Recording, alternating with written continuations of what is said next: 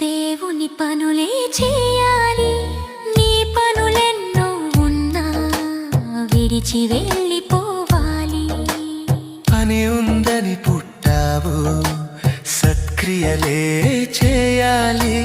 నీ పనులెన్నో ఉన్నా విడిచి వెళ్ళిపోవాలి.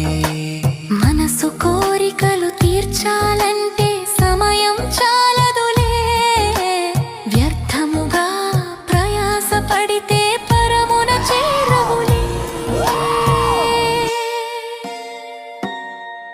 దేవునికై బ్రతికి వెళ్ళిపోవాలి ఓ మనిషి.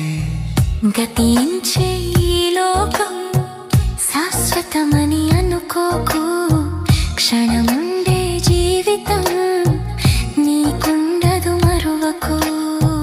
గతించే ఈ లోకం శాశ్వతమని అనుకోకు, క్షణముండే జీవితం నీకుండదు మరువకు.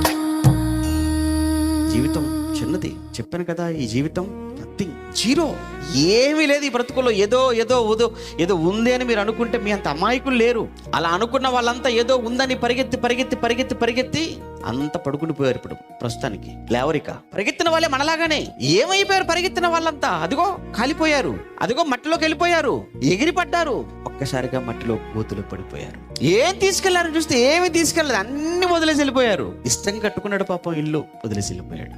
ఇష్టమైన కారు కొన్నాడు, వెళ్ళాడు, సరిగ్గా లారీ కింద పడిపోయాడు. అయిపోయింది. అన్ని వదిలేసి వెళ్ళిపోయే వాటి కోసం పరుగులు పెడుతున్నావు కానీ అసలు నువ్వు వెళ్ళే లోకం, నీ డెస్టినేషన్, నీ గమ్యస్థానం అది ఏమైపోతుంది, ఎక్కడికి?